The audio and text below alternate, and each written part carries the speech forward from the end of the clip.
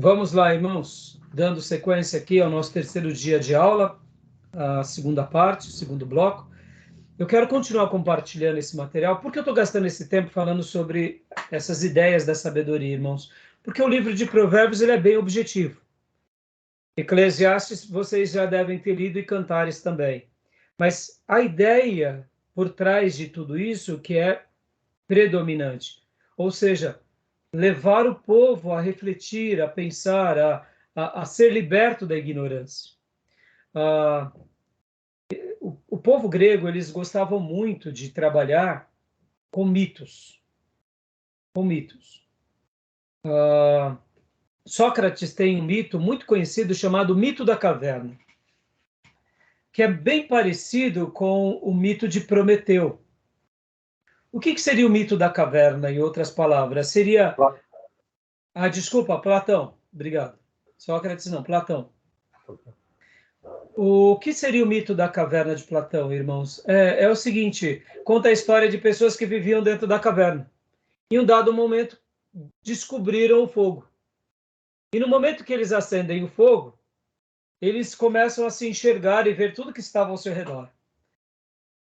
O mito de Prometeu é um outro mito grego também que conta algo bem parecido, que os deuses viviam nos seus palácios, fazendo festas, sempre comendo comida gostosa, e uma vez por ano chamavam os habitantes da terra, que ali viviam na escuridão, e de repente, quando essas pessoas iam para os palácios dos deuses, ficavam impressionados com a comida, com a música, com a riqueza, e alguém então descobre que tudo isso era gerado por causa do fogo, tanto a luz quanto as comidas, e alguém rouba o fogo.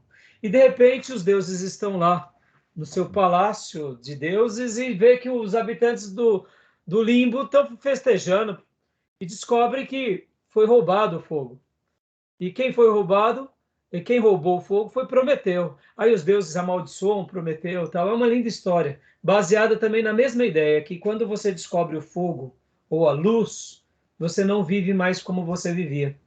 Ou seja, tanto no mito da caverna de Platão, quanto no mito de Prometeu, dá uma ideia de que o fogo e a luz é libertadora, remetendo que o fogo e a luz representam o que? A verdade, o dia. E a escuridão, as trevas, remete a outra ideia, que é a ignorância, a escravidão, escuridade, a mentira, né? Então, olha só, essa ideia de luz, trevas, de fogo, de dia e de escuridão, escuridade, olha que interessante. Ela tem a ver com aquilo que Jesus disse. Pode ver, ele disse, eu sou a luz do mundo. Pode ver que Jesus também ele se identifica como a verdade que liberta. A verdade que liberta remete à ideia do que? Do conhecimento. E o conhecimento é poderoso. E o livro de Provérbios e esses livros de sabedoria, eles são poderosos nessa questão da transmissão do conhecimento. Por isso que eu estou gastando esse tempo todo aqui com vocês e agora a gente vai correr nos slides, tá bom? Vamos lá. Continuando mais um pouquinho aqui no livro ainda que a gente está meditando. Leia para nós essa frase que está em azul, Júnior.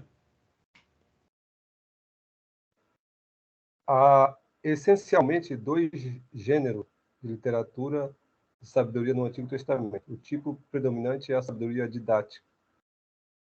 E aí aqui vai começar a falar sobre que o livro de Salomão, de fato, né, é uma sabedoria didática e também com base em ensinos. Leia para nós somente o que está engrifado em azul, Júnior. De certa forma, a sabedoria didática era a exposição prática e comentário ético da lei de Moisés. Então, deixa eu dar uma pausa aqui. Tá. Lembram daquele versículo, né? Ensina as crianças no caminho em que se deve andar. E quando ela crescer, não se afastará dela. Não é isso? A ideia do texto de Provérbios é ensina não simplesmente como que transmite o conhecimento, mas pegue na mão e leve o aluno ao conhecimento. No caminho, né? No caminho, exatamente. ensine no caminho, mostrando pelo exemplo paterno ou materno como se faz. Então, os princípios de sabedoria do povo hebreu não era simplesmente transmissão de conhecimento, mas empírica, né? Era empírica, ou seja, você tem que viver, me siga. Podem ver que um falso profeta ou uma pessoa hipócrita não tinha vida nos dias bíblicos. Por quê? Porque ele não dava exemplo. E mesmo pessoas ilustres, como foi no caso Samuel, não teve problema de ser criticado pelos seus filhos. Ele continuou sendo honrado, mas nem por isso os filhos dele receberam título de nobreza, porque eram filhos de Samuel. Por quê? Porque era notável e notório que Samuel continuava sendo exemplar, mas os filhos se corromperam. E a Bíblia vai deixar isso claro. Perceba, irmãos, hoje em dia a gente não sabe lidar com isso. Hoje em dia, por exemplo, né, quando um filho de um pastor aí das mídias está em pecado, eles escondem e mandam para o exterior. Não sei se vocês já acompanharam alguns casos. Porque eles têm dificuldade de lidar com com isso. É como se a culpa do filho fosse do pai. Ou seja, mas na realidade é porque nesses pregadores neopentecostais, o status está acima da verdade. Pode ver que muitos desses pregadores neopentecostais, quando eles estão doentes, eles vão fazer tratamento nos Estados Unidos ou na Europa, mas não faz no Brasil. Por quê? Como que eu vou fazer tratamento no Brasil e minha ovelha vai ficar sabendo? Então pega o jatinho, vai para a Europa e se trata lá. Faz as cirurgias lá. E aí quando vão ver, o pastor está de férias. Ou seja, olha que hipocrisia. Porque o status está acima da verdade. E na cultura hebraica, os princípios de sabedoria, a verdade estava acima de tudo. E era prático. Podem ver que a Bíblia vai condenar os filhos de Arão e depois vai condenar tanto Eli e os filhos, mas Arão continua de pé e os outros filhos de Arão continuam de pé. Por quê? Porque não tem nada a ver uma coisa com a outra. É claro que o exemplo diz mais alto, mas é tratado com maturidade, é empírico, né? Então, na cultura dos princípios de sabedoria, a gente vê que há pelo menos duas formas, né, de, de tratar desse assunto, né? Há dois gêneros, né? E o segundo está aqui. Pode ler para nós agora, Júnior? O segundo tipo de sabedoria do Antigo Testamento se encontra em Eclesiastes ou Holest e até certo ponto em Jó. O gênero é chamado geralmente de sabedoria filosófica, especulativa ou até pessimista. Essa linha é sabedoria crítica, reflexiva e interrogativa, pois sonda as questões mais profundas e controversas da humanidade. O ceticismo característico dessa literatura especulativa e filosófica retrata vividamente a futilidade e insensatez da busca pelo conhecimento sem Deus. Joia, obrigado. Então, olha só que interessante, irmãos. Olha só que interessante, né? Esses dois tipos, percebam, esses dois gêneros, um mais direto, baseado na lei, no certo e no errado, e o outro tipo que é correlete, que seria baseado como, por exemplo, no livro de Jó. Lembra que Jó ali, ele tinha aqueles argumentos porque sofre, Eclesiastes também vai para reflexão. Então, seria dois gêneros, um mais direto e um mais reflexivo. Retórico, né? É mais retórico, exatamente, Júnior, mais retórico, que leva as pessoas a isso daqui, ó. Essa linha de sabedoria, ela tem mais uma linha, o quê? Ela tem essa linha mais interrogativa, reflexiva, porque sonda as questões mais controversas da vida humana, leva o ouvinte a refletir, tá bom? Uhum. Então, fiz questão de fazer aqui para vocês essa abordagem, porque eu achei muito, muito interessante. Tudo bem até aí, meus irmãos? Querem fazer algum comentário? Tem alguma dúvida? Muito legal isso aí. Muito bom. Muito legal esses apontamentos, né? É um pragmatismo, né? Pragmatismo. De Deus é pragmático. Né? Você vê a filosofia grega lá. É tudo... Não é pragmática. É que, na realidade, Júnior, tinha, sim, um lado um pouco mais pragmático. Eles trabalhavam... É que, assim, você sabe que uma coisa que acontece, na minha opinião, tá, Júnior? Não sou Uhum. filósofo, então... Mas nós, ocidentais, herdamos mais esse lado retórico, que é contemplativo. A nossa sabedoria não necessariamente tem que ser praticada. É, exatamente. Porque aí não passa a ser sabedoria. Porque sabedoria, na verdade, é a experiência pelo sentido, como diz John Locke. É do sentido, é do viver, é do praticar. E aí você ter o conhecimento é a parte intelectual. E não experimenta. Mas pode ver que no Ocidente, Júnior, a sabedoria foi emancipada da prática. Eu sou inteligente, indiferente do que eu pratico. É, isso, E essa exatamente. emancipação, irmãos, para mim, na minha opinião, ela é maligna e diabólica. Vou dar um exemplo para vocês. Vamos pegar de novo aqui as culturas asiáticas. Vamos pegar aqui China, Japão, Coreia, esses três países. A figura do homem e da mulher lá é bem distinto ou não? Sim, Sim, sim. sim, bem distinto. E das crianças? Também, Também. A também. sabedoria para eles está ligado também à clareza de papéis e ao pragmatismo. Está da Sim, cultura deles, o idoso lá né? é Exa- respeitado, a exatamente, experiência do que viveu. exatamente. Não importa o que tipo de idoso ele seja, é um idoso, ele tem um Uhum, respeito dos mais novos. verdade. Na cultura ocidental, o idoso vale alguma coisa, irmãos? É Entendeu? descartado. Por causa do quê? Por causa dessa emancipação entre conhecimento e prática. Agora vem cá, irmãos, vamos ser um pouco mais pragmáticos nisso. E na vida da igreja? Isso tem a ver ou não tem? As pessoas, elas estão preocupadas com a prática ou só com o conhecimento? Eu sei que aqui é um seminário, mas hoje em dia, o obreiro lá, se ele tem uma faculdade, se ele tem um curso de teologia, ele está preocupado com a prática ou ele está preocupado com o conhecimento ou com o dom?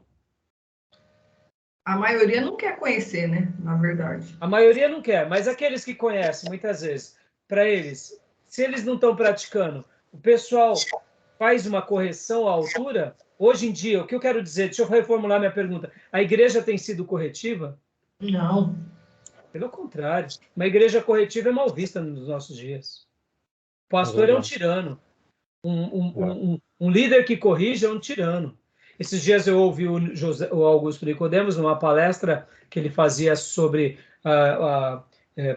sobre a Igreja Universal, e aí ele falava muito sobre a questão, por exemplo, que nos neopentecostais, quando alguém é mandado embora, é uma coisa do diabo. Ah, o diabo me arrancou o emprego, né? E aí o Augusto Nicodemos, ele falou uma frase muito legal, por isso que eu gosto Que muito dos legal. reformados, irmãos, e me identifico muito com eles. Ele falou assim, numa igreja reformada, se o irmão foi mandado embora, a gente pergunta, irmão, você era um bom funcionário? Ou seja, uma aplicação corretiva. É, Você tudo é era um o bom diabo, né? funcionário? Você faz o papel direitinho? Você era um bom trabalhador? Você era honesto? Você quebrou as suas Sim, regras, o seu papel? Você quis passar por cima de todo mundo? Lá só... Ah, meu irmão, desculpa, mas meu irmão foi demitido com razão. Ou seja, numa igreja reformada, geralmente, não estou dizendo que são todas também, viu, irmãos? Que tem igreja reformada também que não corrige, infelizmente. Mas a uhum, maioria é corretiva. Então sim. guardem isso, né? A sabedoria bíblica é uma sabedoria corretiva. O pai corrige o filho e vice-versa. Assim, o líder, a sua ovelha, e tem papéis, entendeu? Assumir responsabilidade, né? É. Tá bom? Então, vamos lá, continuando aqui os nossos slides, a prática da sabedoria. Pastor Johnny, lê para nós rapidinho. Eu quero correr com esses slides. Apenas as partes sim, grifadas. Perfeito. A Bíblia só reconhece dois caminhos na vida. Ou a pessoa segue o caminho dos justos ou dos ímpios. No Novo Testamento, Jesus afirmou essa descrição básica do rumo da vida como escolha entre o caminho estreito e o caminho amplo. Joia. E Jesus também comentou sobre aquele que ouve e pratica, né? Lembra? Exato. Continua para nós aqui, O onde está em azul. importante, perfeito. O importante aqui é o conceito de que o caminho de sabedoria não é apenas cognitivo ou intelectual, mas acima de tudo revelador da conduta e do caráter. Mais que adágios incisivos e máximas perspicazes, a verdadeira sabedoria é um estilo de vida. A sabedoria bíblica é o código de ética fundamentada na tradição da lei. Pastor, tem uma tarja bem em cima aí. Opa, tá joia. Obrigado. Da lei de Moisés. Seu propósito é treinar atitude, caráter e comportamento no temor do Senhor, para que o indivíduo siga o caminho da bondade e permaneça na vereda da justiça. Ou seja, irmãos, é bem objetivo, é bem claro, é bem sólido, tá bom? E assim, eu estou gastando... Vejam, irmãos, eu fugi nessa aula de provérbios um pouco daquela estrutura básica, introdutória, para a gente dissecar esses princípios, porque esses princípios não estão só em provérbios. Mas provérbios é o carro-chave que vai permear todas as escrituras no que se diz respeito à sabedoria. A essa ideia da prática, pode ver que quando eu fiz a minha abertura no primeiro bloco, que eu falei de Salomão, ele era sábio, mas em algum momento ele perdeu a prática. Ora, e Salomão, sendo o rei, próspero, poderoso, perdeu a prática, e Deus o sentenciou, quem dera a nós. Lembram do porquê Moisés não entrou no Egito? Ou melhor, não entrou em Canaã? Lembram? Sim, lembro. O que Moisés fez? Ele e Arão, lembram que nós só... Hã? O que ele fez? Eles obedeceram, né? Sim. Arrebentou a pedra lá e não era nem para fazer aquilo. Você pode Ele dar uma cajadada, né, na rocha. Exatamente. bateu O na texto rocha. sagrado vai falar que você não me honrou diante de Israel. Ou seja, a ordem de Deus a Moisés e a Arão foi violada, clara. né? E tanto Moisés quanto Arão saíram do caminho. Pensa, gente. Irmãos, se Moisés e Arão, que eram extraordinários, não pisaram na terra prometida, estão entendendo como é importante a gente ter clareza de papéis e não separar, porque os princípios de sabedoria têm a ver com a prática. Então, por isso que eu estou gastando esse tempo com vocês aqui. Pode ver que é um livro de conduta. Agora, qual é o grande cuidado que a gente tem que ter, irmãos? E aqui eu quero destacar isso para que vocês nunca se esqueçam disso. Qual que é o grande cuidado que a gente tem que ter? A gente tem que ter um cuidado também, irmãos, que é o seguinte: nós não podemos achar que a Bíblia é um código de ética e de moral. Cuidado, irmão, porque tem um monte de gente dentro da igreja que está achando que vai para o céu porque tem uma vida ética e moral elevada. Legalista. A Bíblia nos eleva a uma vida de ética e moral e prática, mas a Bíblia ela é muito mais do que isso. Ela é espiritualidade, salvação, Sim. Regeneração e depois vem ética e moral. Sim. A atitude ética e moral é imprescindível, mas só a ética e moral ela não salva. Tá Verdade. bom? Então, não é legalista, guardem... né? É os fariseus e saduceus. Exato, senão a gente vira legalistas, tá bom? Só uma ressalva aí que eu falei sobre a crítica sobre os filósofos gregos, a ressalva é o seguinte, a questão do pragmatismo, porque eles lecionavam para o discípulo, mas eles viviam. Se você pegar Diógenes e muitos outros filósofos gregos, eles eram pragmáticos, eles ensinavam e viviam aquilo. Sim, sim. E, na realidade, o povo oriental, na sua maioria, eles são assim. Podem ver, irmãos, eu tenho um irmão na nossa igreja que ele fez, durante muitos anos, ele fez karatê, e ele é mestre de karatê. Só que depois que ele se converteu, ele foi parando no treino e ficou até meio gordinho, né? E até mesmo ele fala, irmãos, vocês estão vendo eu gordinho aqui, mas eu sou faixa preta, tá? Eu dou risada. Mas o que acontece? Eu gosto muito dele como pessoa, e uma das coisas que eu mais me deleito com ele é o seguinte: eu não tenho trabalho de falar com ele. Eu falo para ele, eu faço uma observação e ele me respeita como se eu fosse dar uma surra nele. Por quê? Porque na cultura dele, desde garoto, ele aprendeu que o líder, que é o sensei do dojo, ele também ensina, e ele não só ensina, mas ele luta com seus alunos. Pode ver que um velhinho sensei, ele disputa com seus alunos. E que se precisar, ele dá uma correção nos seus alunos ali no jeito, no tatame. E ele dá práticas. É claro, eles ficam em menos atividade e tal, mas o lado oriental, a prática está ligado ao ensino. Você não desassocia. Quando você desassocia, você acaba sendo hipócrita. Se Deus me permitir, eu vou começar uma série de mensagens sobre os profetas. Agora termino, esse domingo agora eu vou terminar sobre o templo, se Deus me permitir, é o que o Espírito Santo está sinalizando comigo, pelo menos é o que eu acho. E uma das coisas mais importantes que eu vejo nos profetas, por exemplo, irmãos, quando os profetas de Deus repreendem os profetas corrompidos de Israel. É muito lindo isso, eles falam com ênfase, corrigindo, chamando a atenção, eles não têm medo. Então, você vê, é corretivo, né? Tá bom, irmãos, correndo aqui, vamos correr. Alguém lê para nós agora esse parágrafo em destaque? Por favor.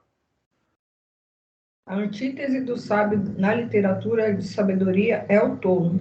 Diversos termos são usados para caricaturar o tolo na sabedoria do Antigo Testamento, incluindo o jovem ingênuo e sem instrução. A pessoa estúpida em questões práticas e cínicas em questões religiosas. O indivíduo cuja teimosia leva à insensatez. Os rudes e os obtusos como bestas.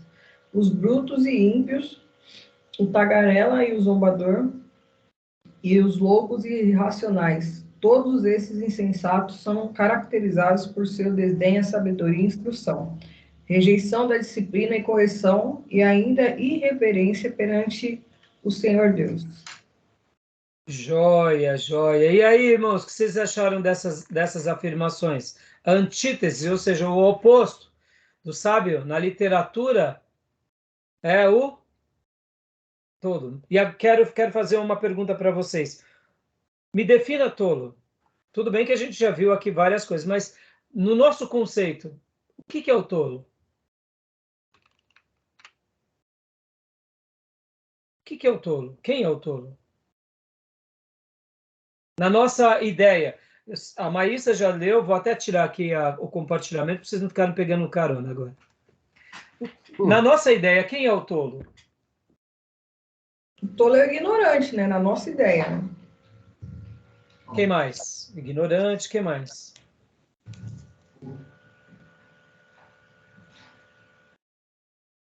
Você pode falar. Estúpido, simplório pra caramba, às vezes ingênuo, né? Burro, por assim dizer, né? Sim. Mas aí tem muito sinônimo aí para tolo, né? Pode falar, irmã Cleusa. Insensato, né? O insensato. O que nós acabamos de ler resume o que é o tolo. Mas você sabe, irmãos, eu digo isso porque eu aprendi num congresso de liderança. Depois eu vou passar para vocês o PDF, porque o vídeo eu não sei se vocês conseguirão assistir, porque me parece que esse vídeo foi retirado do ar.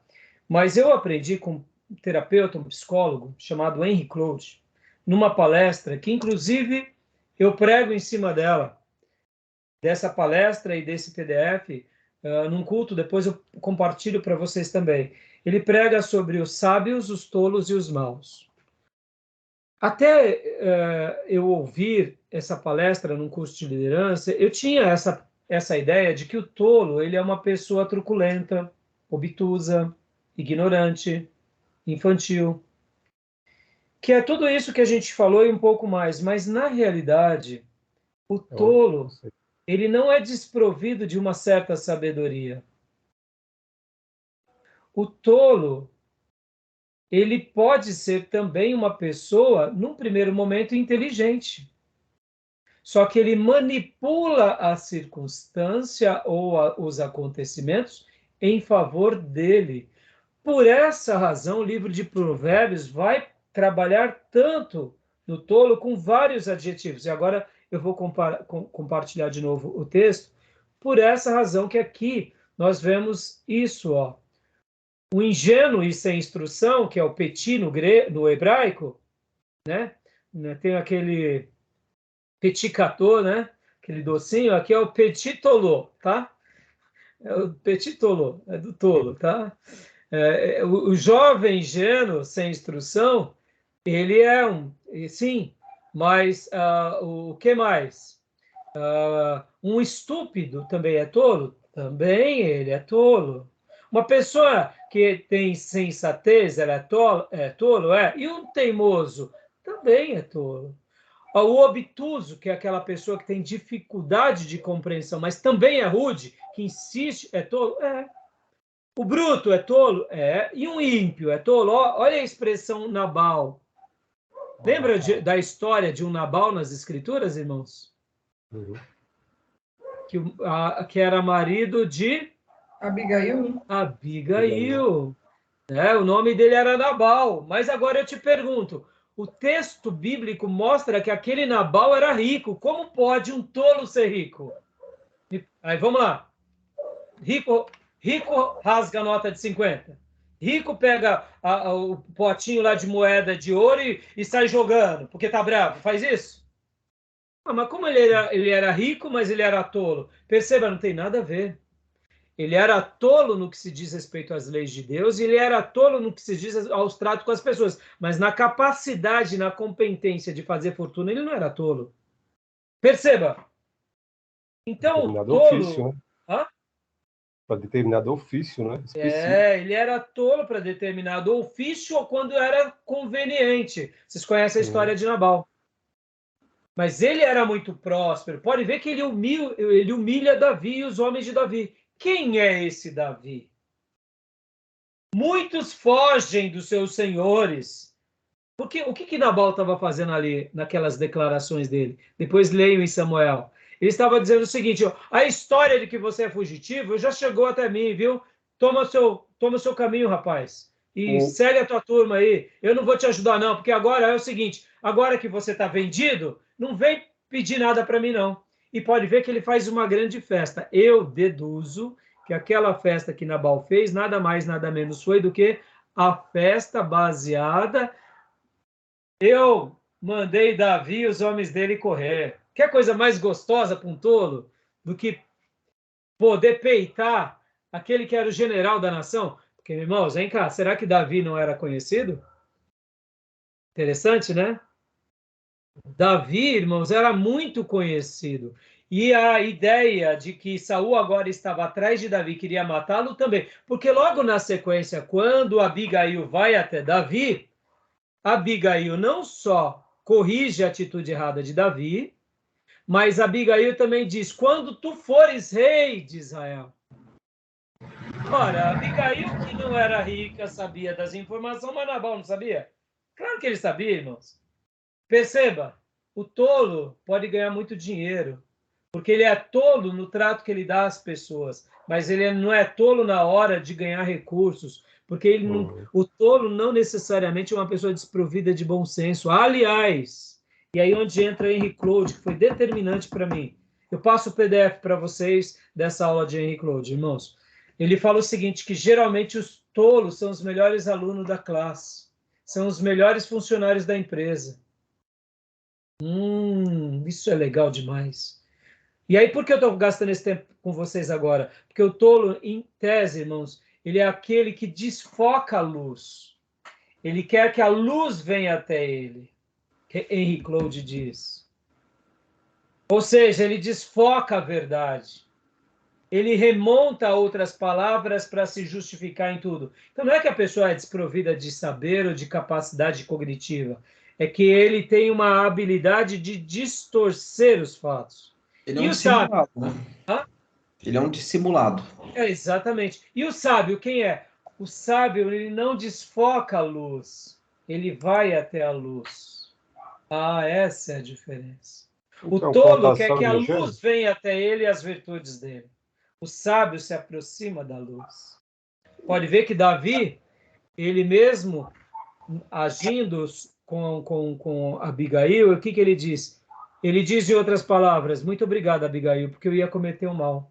Eu ia derramar sangue inocente. Davi ia cometer um crime, irmãos. Mas graças a Deus, Deus pôs essa mulher ali diante dele. Porque o que implicou ali Davi foi aquela vaidade humana. Quem é esse daí que está me humilhando? Quem é ele? E aí Davi ia cometer um crime. Por isso que depois que ele morre, Davi vai lá e fala: casa comigo, mulher, eu preciso de uma mulher dessa do meu lado. Lembra que eu falei que os sábios sempre vão dar ouvido às pessoas? Davi poderia ter dado uma cartada para Abigail, mas não. Então, irmãos, quem é o tolo, né? E olha, aqui eu quero depois, se der, no finalzinho da aula, eu quero fazer um case com vocês sobre uma pergunta, né? Vocês já ouviram aquela frase e aquele versículo, né? Não corrija o tolo? Já. Então, a gente vai fazer um estudo de caso rapidinho aqui no final da nossa aula, tá bom? Então, irmãos, guardem isso, tá? Muito legal essa ideia, né? Então, Henry Cloud fala, quem são os sábios? Os sábios, eles se aproximam da luz. Os sábios são ensináveis. E os tolos? Os tolos querem que a luz se aproxime deles, mas eles não vão até a luz. Eles distorcem a luz. E os maus? Henry Cloud diz, os maus não tem jeito. Os maus a gente resolve com advogado, com cadeia e com o delegado. Só assim. E saber discernir isso é muito importante, irmãos. Agora, abrindo meu coração, 1 minuto posso orar aqui. Os que mais me dão trabalho na igreja e na vida são os tolos. E detalhe, os tolos que me deram trabalho são muito inteligentes. E vocês vão ver isso na prática do ministério. Não é que eles são tolos, bobinho, não. Eles são tão inteligentes que eles criam uma revolução dentro da igreja. Fazem barraco, fazem panela, fazem motim. Mas como pode um tolo fazer motim? Faz. Tolo faz motim. Porque eles desfocam a luz. Por isso que igrejas se dividem. Por quê? Porque os tolos organizam as suas rebeliões.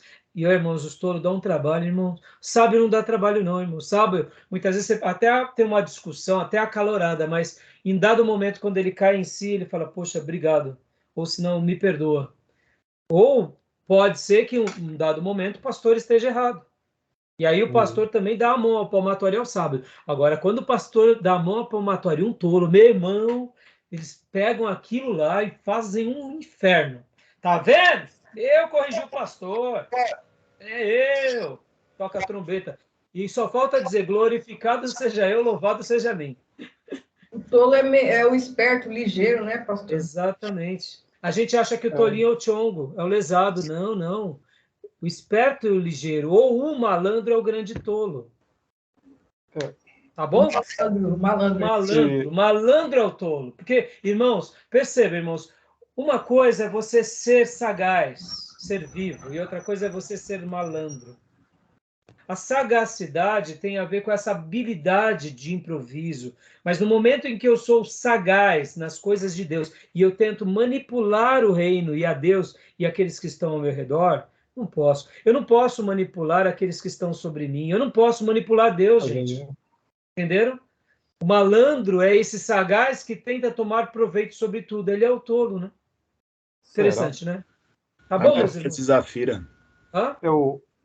Ananias e Zafira. Exatamente. Mas esse conceito aí, ele vai se aplicar também, depende do contexto, porque tem um texto lá em Provérbios que fala que o tolo o prudente vê o perigo e se desvia, mas o tolo cai. A ideia de ingenuidade. Sim, depende por isso do contexto. Sim, por isso que aqui a gente vê que o petit, ele tem a ver com esse jovem que ainda está sem instrução. Mas nós temos a ideia, Júnior, geralmente, de achar que todo mundo que é tolo é esse jovem sem instrução, ou é aquele adulto sem instrução. Vou dar um exemplo aqui para a gente encerrar esse papo. Eu lembro de um obreiro que eu tinha que era muito sagaz, muito inteligente. Que quando... A ideia de maturidade, né? A ideia de maturidade. Quando eu corrigia ele, ele falava assim, mas o senhor não me corrigiu. Se o senhor me corrigisse, eu parava de fazer. Aí eu falava, pode parar. Ou seja, toda vez ele tinha uma resposta, como que se você me avisa, eu pergunto. E mesmo depois de avisado, ele fazia o que era certo, não fazia. Agora, guarda isso, irmãos, o tolo, e é por isso que a gente vai fazer essa liçãozinha, esse trabalho, estudo de caso aqui do tolo, já, e é em cima daquele não repreendas o tolo, daquele versículo, tá bom? Porque vai ser determinante para que a gente possa estar melhorando a nossa habilidade. Bom, gente, correndo aqui rapidinho agora, vamos lá, ó. Agora eu só vou citar, tá, irmãos? Ó, a pessoa da sabedoria, em Provérbios, vai fazer tem um capítulo dedicado aonde Salomão personifica a sabedoria como Deus, tá bom? E o que eu quero gastar 1 minuto aqui apenas. Deus e a sabedoria está muito ligado, quase como se fosse a personificação. Deus, ele se personifica como uma grande sabedoria, e a sabedoria é tratada no livro de Provérbios como se fosse Deus, num diálogo poético, onde o escritor faz essa construção. É claro que a sabedoria ela não é uma personificação, mas Deus, ele é tão sábio que a sabedoria quase que recebe essa roupagem, tá bom? Então, Ela é um atributo de Deus. Exato. E não Deus. E não Deus. Mas não, poeticamente dizer isso não seria errado, tá bom? Ó, a personificação da sabedoria no livro de Provérbios também ilustra os aspectos pessoais do temor ao Senhor. A sabedoria é descrita como uma pedagogia itinerante em busca de alunos nas portas da cidade e como arquiteto preexistente nas obras divinas da criação. Em ambos os casos, a ênfase é dada à experiência do relacionamento com a pessoa da sabedoria. É magnífico, é lindo, é demais. Bom, aí aqui os demais detalhes a gente vai pular, porque eu queria até ler mais algumas coisas, mas vamos pular. E agora vamos para um outro slide, irmãos, porque senão, você vê, irmãos, um assunto vai puxando o outro. Eu quis gastar esse tempo nessa aula com um pouco mais de detalhe com vocês, irmãos, porque eu acho que ia ser muito mais significativo do que abordar aqui simplesmente os assuntos introdutórios. Agora, a gente vai para os assuntos introdutórios, de fato, tá bom? Então, vamos lá. Deixa eu pegar aqui. Vamos lá. Agora a gente vai para o livro-texto. A gente vai para o livro-texto e vamos trabalhar no livro-texto esses assuntos de Provérbios, tá bom? Deixa eu compartilhar aqui com vocês. E agora a gente vai correr para terminar hoje essa matéria.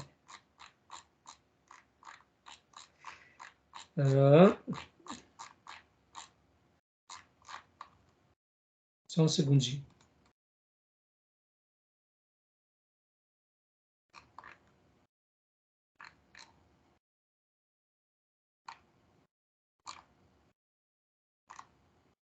Vamos lá. Deixa eu compartilhar para vocês.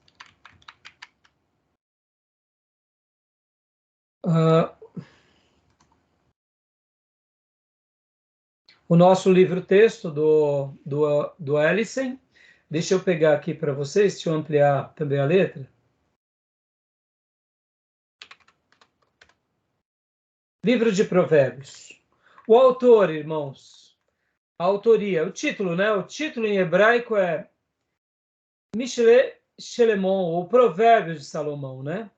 Que Provérbios tem a ver com essa palavra que governar, os princípios de como governamos alguém ou como ensinamos a governar, né? Então, o título em português é Provérbios, né? Que tem a ver com esses ensinos de sabedoria. E o autor, irmãos? E o autor? Vamos lá. Quem quiser pode ler para nós aqui, por gentileza, meus irmãos. Opa, só um minutinho. O autor.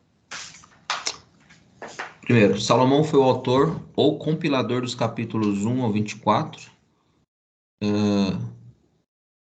Isso. Só um segundinho, Pastor Johnny. Isso. Deixa eu só colocar no outro formato para ficar melhor aqui para vocês. O modo de leitura fica melhor.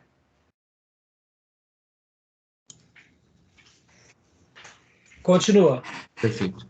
E autor dos capítulos 25 a 29, compilados pelos homens de Ezequias. Agur foi o... Vamos dar uma pausa aqui. Pois não. Vocês sabiam desse detalhe? De que o Provérbios de Salomão temos essa diferença, né? Não, eu não sabia. Para mim, ele era o responsável por tudo. Por tudo, né? Uhum. Talvez os irmãos tinham já notado no final, que fala sobre o que a gente vai ler agora, Agur e Lemuel, né? Pode ver que é mais citado, Agur e Lemuel. Pode ver que quando fala lá da mulher, etc. e tal. Mas esse detalhe é muito legal. Do 1 ao 24 foram compilados por Salomão. E capítulo 25 a 29 compilados pelos homens de Ezequias. Vamos fazer aqui gastar um minuto aqui. O que vocês acham dessa informação? Eu meio que sabia, pastor, porque eu fui orientada por uma amiga a ler um capítulo de Provérbios por dia, né? Já tem tempo que eu leio. E a partir do 25 realmente está falando que não é mais de Salomão. E o 30, Exatamente. que é de hoje, por exemplo, é de Agur mesmo. Exatamente.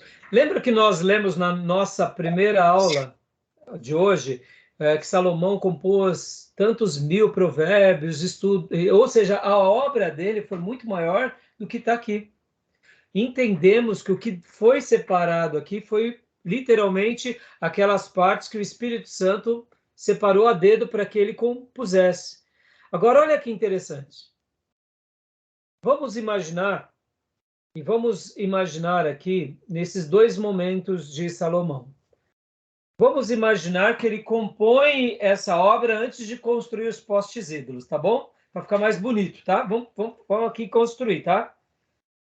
Então ele vai lá e escreve o livro de Provérbios, até o capítulo 25. Aí depois ele continua vivendo a sua vida, fica velho, toma chá de besteira e vai lá e constrói os postes ídolos. Aí Deus vai lá e fala contra ele, porque até o texto de Reis, irmãos, pode ver que nenhum profeta falou com ele, porque dá uma ideia de que o povo parece que tinha se corrompido também junto. Mas aí o próprio Deus vai e chama a atenção dele, ele cai em si. Eu deduzo que havia um profeta assim, mas não se destaca nenhum profeta nos dias de Salomão.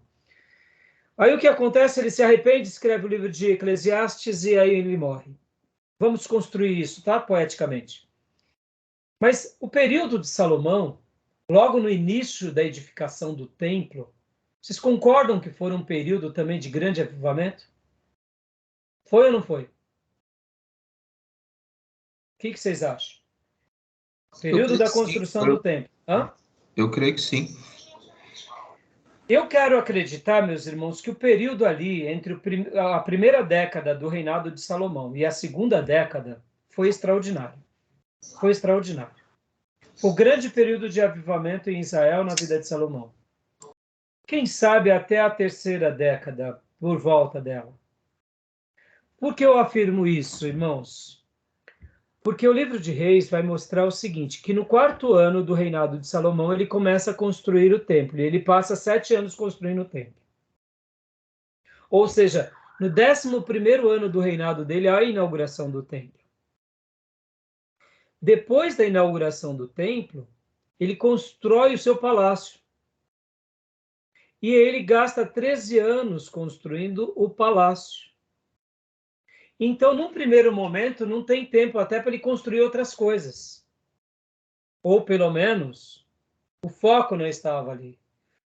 Eu acredito que durante esses 20 primeiros anos de Salomão foi um grande avivamento. É aí onde surge essa obra. Agora, vamos lá. Como nós acabamos de ver, do versículo 25, capítulo 25 ao 29, foi compilado pelos homens de Ezequias. Ah, isso é legal demais. Vamos lá. Aí, por isso que é gostoso estudar, irmãos. Vamos lá. Deixa eu compartilhar com vocês outro. Quando foi que viveu o rei Ezequias? Que época?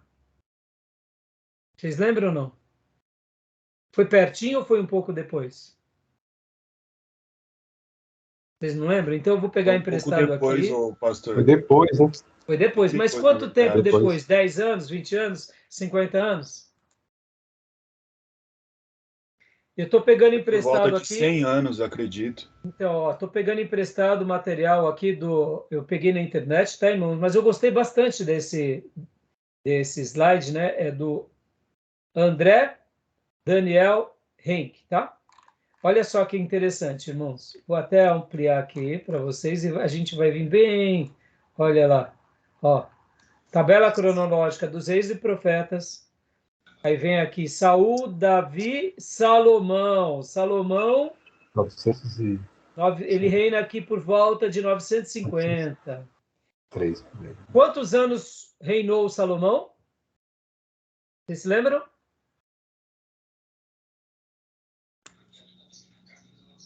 Ele reinou por 40 anos. Aí vem a divisão do reino. Tribo do Sul, capital em Judá. Tribo do Norte, capital em Samaria. E aí vem as histórias dos reis. E aí vem, então, aqui, Ezequias. Bem distante. O ano 700. Ah, que interessante. 200 anos, né? Ou Mais de seja, praticamente Mais de 200. 250 anos, 200 e poucos anos depois. Olha que 200 interessante. E aqui, pouquinho antes, no norte, teve a queda de Samaria, 722. Opa! 722. Mas Ezequias reina por volta do ano 700. E olha só, olha que interessante.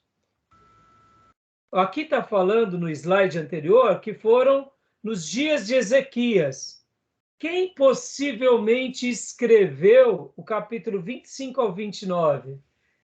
Eram os cronistas dos dias de Ezequias. E quem eram os cronistas ou os profetas nos dias de Ezequias? Olha que legal, irmãos. Era o profeta Isaías e o profeta Miqueias. Que fantástico, não? Então, possivelmente, quem compôs o capítulo 25 ao 29 foi Isaías e Miqueias, tratando de ensinos que tinham tudo a ver com a vida de Salomão, guiados por Deus, é claro. E outra, que coisa fantástica aqui. Assim como nos dias de Salomão houve um grande avivamento, houve períodos da história de Israel com também avivamento. E os dias de Ezequias teve avivamento na tribo do sul. Outro grande avivamento acontece aqui nos dias de Josias. Olha que legal. Percebam que mesmo assim, a gente... Isso são o quê? São deduções, tá, meus irmãos? Tá bom? Mas não é legal? E mesmo Ezequias, sendo um rei que temia Deus, um grande servo de Deus, nasceu um filho dele chamado Manassés, que foi um rei mau. E de Manassés vem o Josias, vem Amon, e depois vem Josias, que é um rei bom. Ou seja, né, você vê que muitas vezes as escolhas muitas vezes não quer dizer tanta coisa. Todos eles são descendentes de Davi. Interessante, não? Alguma dúvida até aí? Tem? Legal ou não essa informação? Tranquilo, pastor. Muito legal essa informação. Muito, a cronologia que ele fez é top demais. Top, né? Eu já passei para vocês essa cronologia, tá? Legal. Percebam que o que é legal é que ele vai colocando os profetas do lado, os reis. Isso é muito legal, irmãos, muito legal. Tá bom? Vamos lá. Então, voltando para o livro-texto aqui. Voltando para o livro-texto.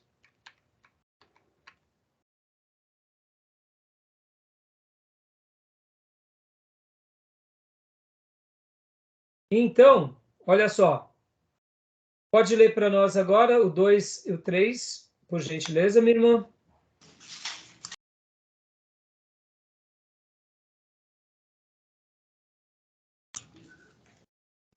Vamos lá. 2. Agur foi o autor do capítulo 30 e nada se sabe a seu respeito.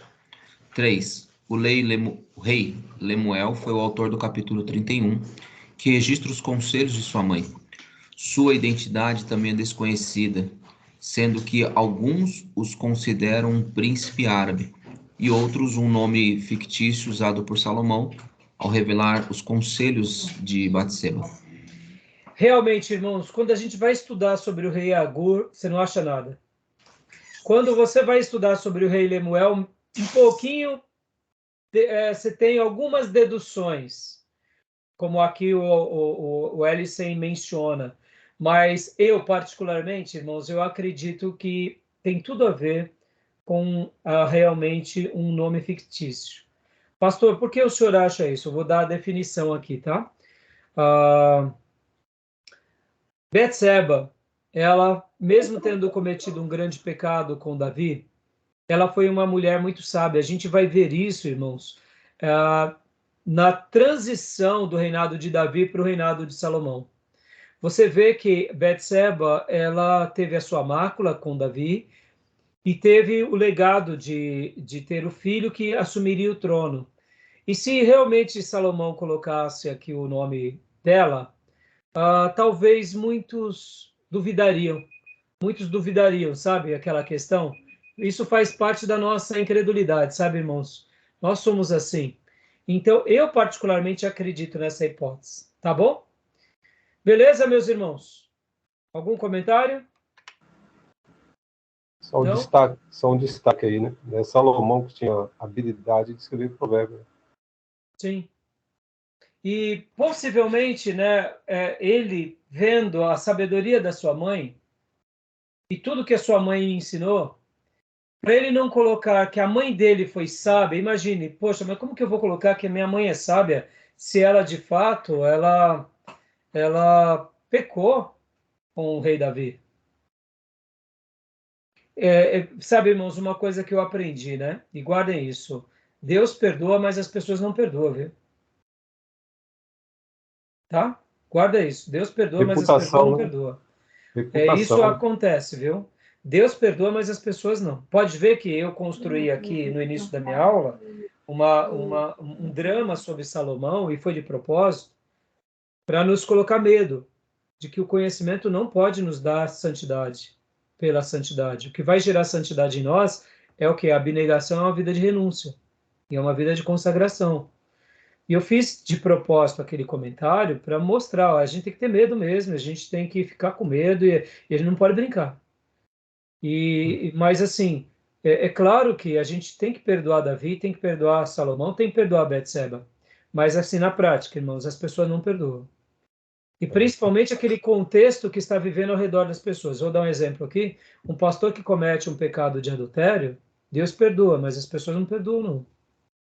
E era verdade. Pessoa pública, né? Eram pessoas públicas. E por que eu estou falando isso? Pastor, então quer dizer que se o pastor pecou, ele acabou com o ministério? Não acabou com o ministério, mas a indicação que geralmente é dada, e eu acho que é bem sábia, é ele trocar de igreja e começar tudo zero numa outra igreja. É simples. As pessoas não perdoam, irmão. As pessoas sempre vão olhar e falar assim, ele vai cometer de novo. Entendeu? Isso que está na nossa natureza, fadada a não perdoar e a apontar. Por isso, irmãos, que somente uma pessoa muito espiritual, ela sabe perdoar. E detalhe, viu, irmãos, nunca confundam também perdão com amnésia, tá? E perdão não tem nada a ver com amnésia.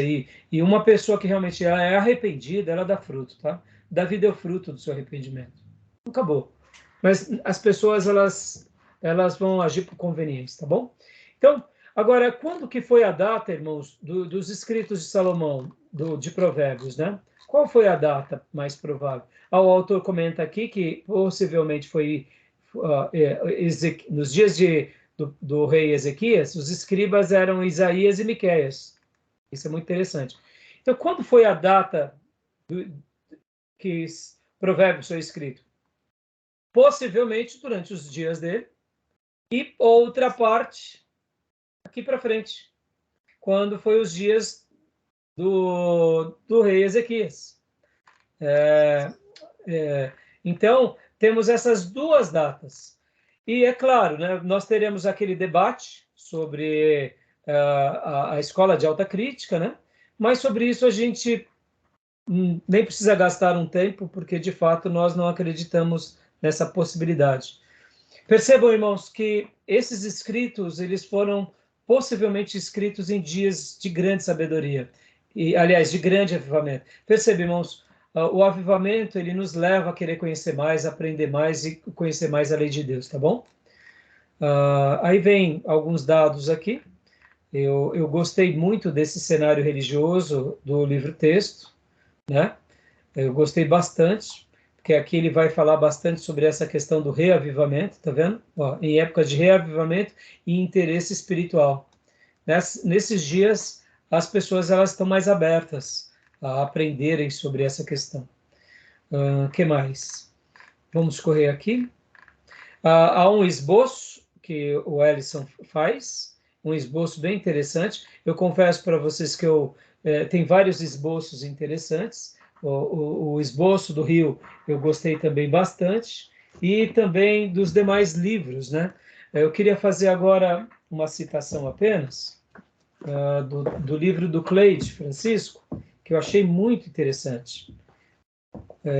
o Cleide Francisco, ele fala algo bem interessante aqui sobre o livro de Provérbios. Olha só, deixa eu só achar aqui novamente, só um segundo.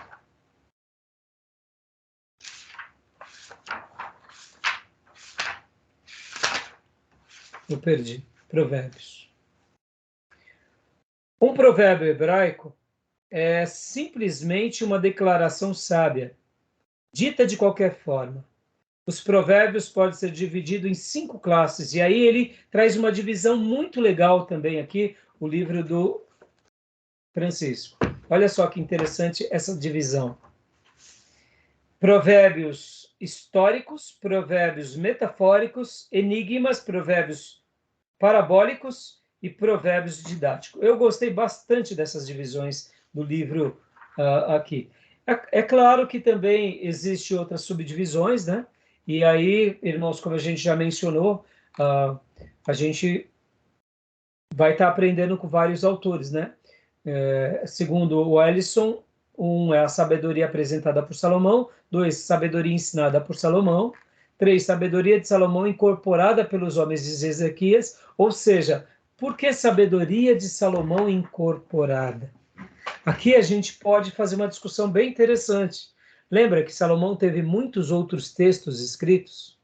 Lembram que havia e há sempre os conselheiros e os sábios? Então, possivelmente, aqui, os homens de Ezequias, que é o profeta Isaías e, no caso, Miqueias, possivelmente, eles resgataram os escritos de Salomão e, guiados pelo Espírito Santo, prestigiaram Salomão e repaginaram aqueles escritos, eu quero acreditar que guiados por Deus, no momento de avivamento, no momento de significado. E aí onde surge, né? Podem ver que o capítulo 25 ao 29 é o manejo sábio da verdade, maneiras de reconhecer o insensato, maneiras de crescer em sabedoria, benefícios práticos da justiça e possíveis perigos da insensatez. Fazendo uma recapitulação daquele período das histórias dos reis, divisão do reino, como isso era importante naqueles dias. Esse pano de fundo social, cultural, em que até a própria religião estava aqui passando por várias oscilações, a tribo do norte tendo acabado de ser sentenciada e punida por Deus porque tinham desprezado as verdades de Deus. Perceba como esse segundo momento também, ele é decisivo. E nem um pouco importante também a sabedoria ilustrada e suplementada, que são capítulo 30 e 31. Tá bom, meus irmãos? Beleza até aí? Aí aqui a gente vai ter aquelas questões, irmãos, que eu falei para vocês, da questão linguística, né? Pode ver que em grupos, aqui, são grupos de provérbios, eu quero ler a partir daqui, rapidinho, só para...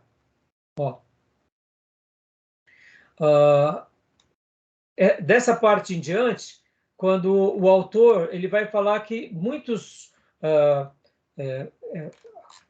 recapitulando aqui a ideia, né? Formas literárias empregadas. A primeira é em pares, né? Aí vem o tal do dístico. Depois ele vem falando sobre a questão em grupos, que ela é dividida em grupos. Depois como epigrama. Depois como soneto, como monólogo dramático e como acróstico. Só queria dar um destaque aqui no epigrama. Alguém leia para mim essa parte do epigrama, por favor?